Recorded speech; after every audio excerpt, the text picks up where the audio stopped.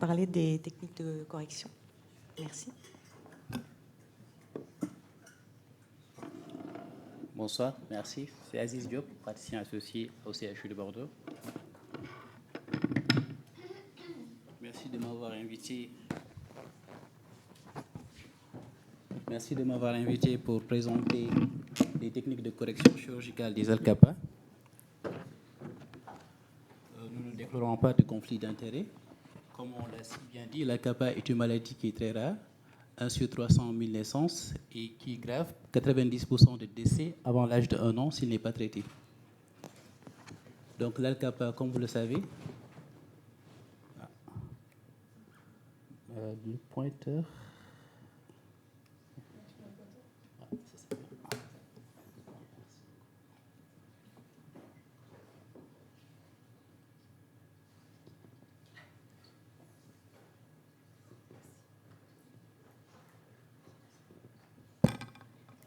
Donc ça, anatomiquement sur un cœur, donc c'est la veine cave supérieure, l'oreillette droite, l'aorte, nez la coronaire droite, ça c'est l'artère pulmonaire. Et sur l'artère pulmonaire, il y a donc une artère qui sort sur un des sinus qui peut être plus proche ou postérieur. C'est ce qu'on appelle, le plus souvent c'est la coronaire gauche et c'est ce qu'on appelle un ALCAPA.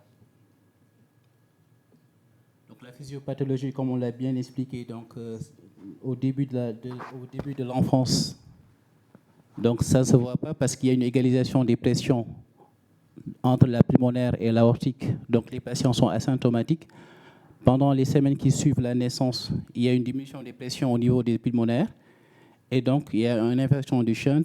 Donc ça va être un shunt gauche-droite de la coronaire vers l'artère pulmonaire qui va expliquer les symptomatologies, ischémie, jusqu'à tous les tableaux cliniques qu'on peut observer, dysfonction des piliers, insuffisance mitrale, insuffisance cardiaque, les troubles de rythme. Donc l'indication, on est formel. Donc que ce soit les recommandations européennes ou américaines, dès qu'on a un diagnostic d'ALCAPA, l'indication est de type classe 1, donc il faut opérer. Pour les techniques chirurgicales, on a 4 techniques à développer: la réimplantation aortique, l'intervention de Takashi, le pontage coronaire et les ligatures coronaires. On commence par la réimplantation aortique. Avant donc d'entamer le sujet, il y a une notion importante qu'il faut souligner. Par convention, le chirurgien il est placé au non-facing sur l'aorte, ça c'est l'aorte et ça c'est l'artère pulmonaire. Donc selon la convention de Leiden, le chirurgien qui a un regard donc du non-facing sinus, c'est-à-dire le sinus non coronaire, la main à droite du non coronaire c'est le sinus 1 et à gauche c'est le sinus 2. Donc sur l'artère pulmonaire, le sinus 1 de l'artère pulmonaire et le sinus 2 qui font face au sinus 1 et 2 de l'aorte correspondent donc aux deux facing sinus. Et la partie éloignée, on l'appelle le non-facing sinus. De cela, il y a plusieurs implications chirurgicales qu'on peut voir par la suite. Donc nous allons détailler. Donc la CSC, comme vous le savez, donc c'est une CSC sous anesthésie générale. Le cœur par sténotomie médiane, on va canuler l'aorte ascendante, une canule ou 2 canules dans les veines caves. On dissèque les 2 troncs, les 2 artères pulmonaires qu'on met sur ligature, sur clan ou silastique. La cardioplégie, il est donné dans la racine pulmonaire. Certaines équipes utilisent aussi une double cardioplégie, racine pulmonaire et une cardioplégie dans la racine pulmonaire aussi. Nous, dans notre expérience, on a une fois donc donné la cardioplégie par la racine pulmonaire, puis on a ouvert l'artère pulmonaire et on l'a donné directement. Donc, pour le facing sinus, donc c'est simple. Donc, il faut découper la coronaire et faire la réimplantation directe. Et le défect sur l'artère pulmonaire est comblé par un patch péricardique. Le non-facing sinus, qui pose beaucoup plus de problèmes du fait parce qu'il est éloigné, donc on ne peut pas faire une réimplantation directe. On fait des artifices, soit on utilise un patch péricardique qu'on tubulise pour former un tube long et le réimplanter dans le sinus correspondant. D'autres utilisent du matériel artériel, que ce soit l'artère pulmonaire, selon ce schéma exemple qu'on va détailler pour la suite. Donc on utilise de l'artère pulmonaire qu'on découpe. Et cette artère pulmonaire avec l'aorte va servir à former un tube long qui va diriger donc le sang qui va donc permettre de réimplanter la coronaire vers l'aorte pour gagner un peu de longueur. Donc sur cette vue anatomique, crâniale, caudale, côté droit, côté gauche, ici donc on voit l'artère pulmonaire qui est découpée. On utilise donc ce patch d'artère pulmonaire qui servira donc de toit. Et l'aorte, il est découpé verticalement aussi, qui va servir de plancher. Et là, une fois reconstruit, on va tester la perméabilité du tronc commun. Et s'il est satisfaisant, en ce moment, on peut s'arrêter là. Donc, c'est la technique dite tout artérielle.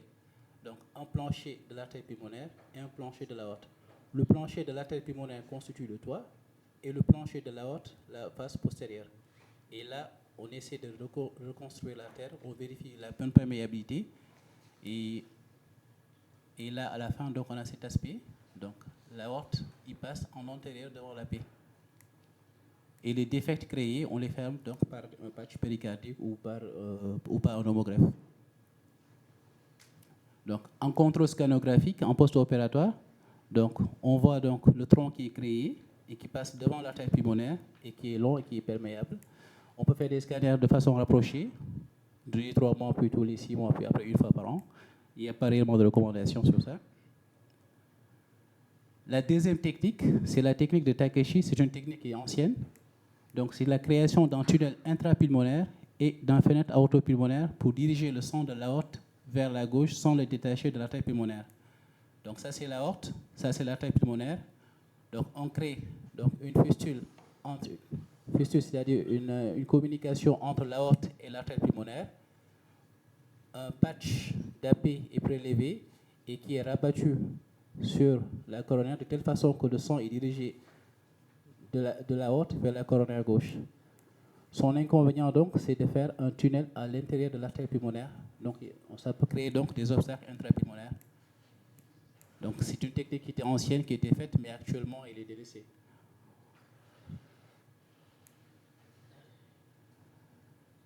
Comme l'a si bien dit Dr. Lebon, l'association d'Al-Kappa et d'un fenêtre aortopulmonaire est bien possible.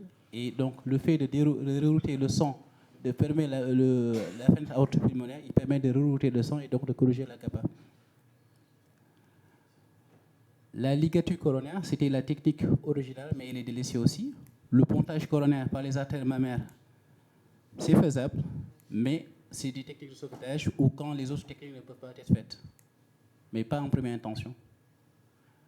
Un mot sur la mitrale. Quand on parle d'Al-Kappa aussi, il y a la mitrale. Donc, en première intention, est-ce qu'il faut toucher la mitrale? Grosso modo, non, il ne faut pas toucher la mitrale. Donc, on a remarqué donc une amélioration constante. La mitrale n'est touchée qu'après une récupération ventriculaire, après la fibrose des piliers, et en second temps, pour faire une plastie mitrale en première intention.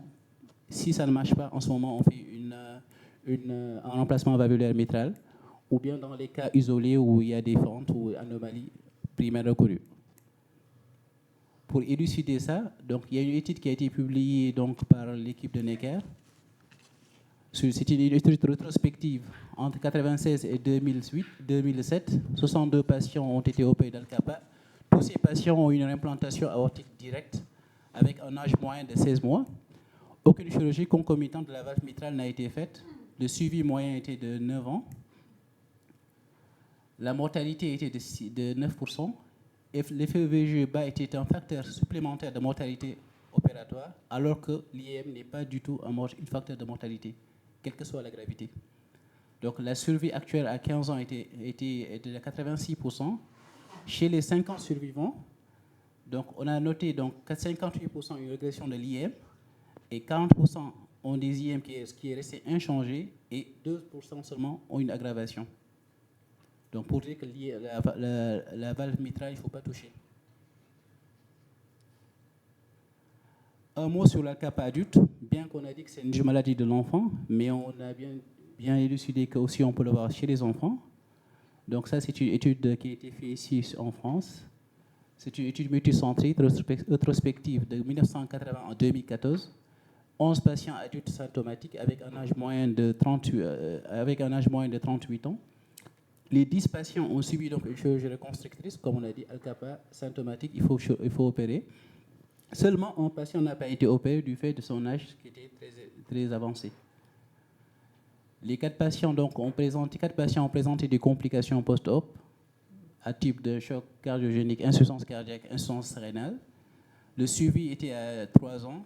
Sur les 10 patients opérés, les 10 étaient vivants et asymptomatiques. Donc un seul qui n'a pas été opéré et qui est mort par la suite dans syncope et des troubles à l'étage ventriculaire.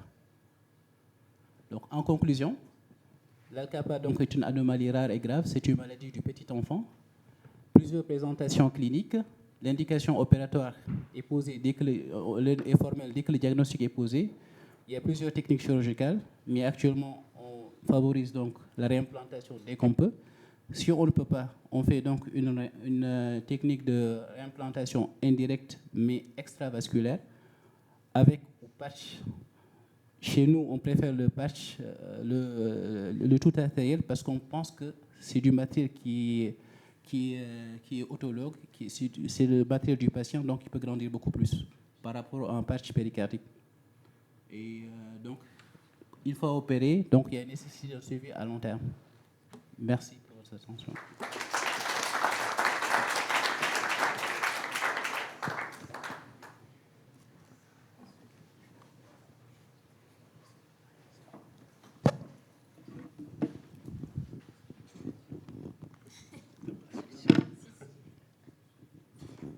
Alors, merci beaucoup Aziz pour cette présentation claire et avec des belles images. Merci. Est-ce qu'il y a des remarques ou des questions pour Aziz? Non, c'était trop clair. Petite question, quelles sont les difficultés pendant cette intervention? Les difficultés, c'est peut-être bien mesurer le patch, surtout. Parce que, comme on l'a bien dit, il y a une grosse collatéralité qui passe dans ces coronaires. Et je me rappelle, on fait la cardioplégie, on lie les 2 artères pulmonaires pendant la cardioplégie pour que le sang de la cardioplégie ne passe pas dans la coronaire gauche et qu'il parte dans les AP. Sinon, la cardioplégie elle va être inutile. Donc à ce moment-là, en bloquant les 2 artères pulmonaires, le sang de la cardioplégie passera dans la coronaire, il sera bloqué. Et à ce moment-là, il vascularisera le cœur. C'est pour ça. Sinon, si on laisse, le sang partira dans les AP. Donc à ce moment-là, on fait la cardio. Est-ce qu'il faut refaire la cardio dans la coronaire gauche qui est dans l'artère pulmonaire? Nous, on l'a fait une fois. Le cas de M. Robati, on en a parlé. Donc c'était une CIV qu'on a opérée. On a des difficultés à sortir en CSC. Et finalement, donc, avec un checking tout, on a pensé à l'Al-Kappa avec le réanimateur et tout. Et lorsqu'on a ouvert l'artère pulmonaire, parce qu'il y avait aussi une petite veine qui passait qui, dès le début, M. Robati avait suspecté ce diagnostic. Mais bon, on n'était pas formé sur ça. Ce que je voulais dire, c'est à cause de ce lavage, on fait la cardioplégie et au bout d'habitude, on fait la cardioplégie toutes les 20 minutes. Ouais. Et au bout de 5 minutes, le cœur recommence à battre parce que le potassium est lavé par les collatérales. Donc il faut refaire une cardioplégie. On passe souvent notre temps à faire une cardioplégie toutes les 5 minutes. Je me rappelle de ça parce que quand j'étais jeune chef, je faisais une cardio, la deuxième cardio, la troisième. Après, je vois Planchet arriver. L'anesthésiste l'a appelé, il lui dit « Ils n'arrivent pas à arrêter le cœur. » Planchet regarde, vous faites quoi? Je dis « C'est une Al-Kappa. » Il dit « C'est normal, hein, tout le sang, le potassium est lavé. Du coup, le cœur recommence à battre et il faut de nouveau faire une cardio. » Oui, s'il n'est pas diagnostiqué, oui. Mais si à l'avance on sait, on peut prendre un peu plus de précautions.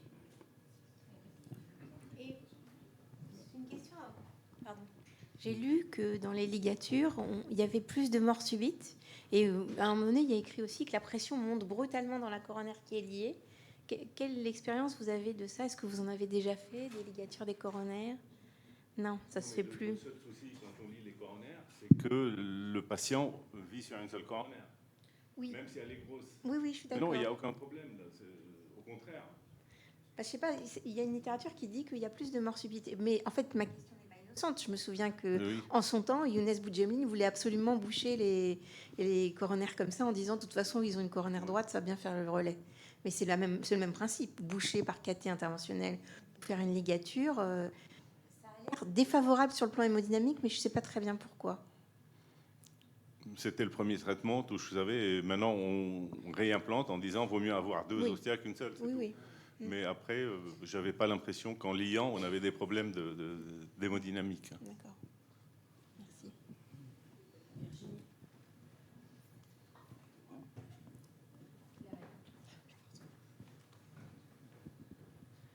Oui, merci beaucoup pour la présentation. Je voulais dire un peu ce que Joy a dit. Effectivement, c'est vrai que finalement, c'est une chirurgie souvent à cœur battant parce que effectivement, le cœur se réchauffe et se défibrille très vite. Et effectivement, on est souvent obligé de se dépêcher un peu ou parce qu'on n'aime pas. Enfin, on n'aime pas refaire des cardioplégies, c'est pénible d'en refaire tout le temps. Et l'autre chose, nous, on a eu un cas il y a longtemps à Marseille d'un adulte chez qui Alain Fraisse, à l'époque, avait fait une découverte d'Al-Kappa sur un patient qui avait une HTAP, une maladie d'Eisenmenger, pour qui, effectivement, la coronaire avait été, la gauche avait été fermée par cathétérisme interventionnel et ensuite pontée. Mais c'est vraiment une histoire de chasse aussi. Mais on voit bien qu'il y a beaucoup d'histoires de chasse autour des Al-Kappa.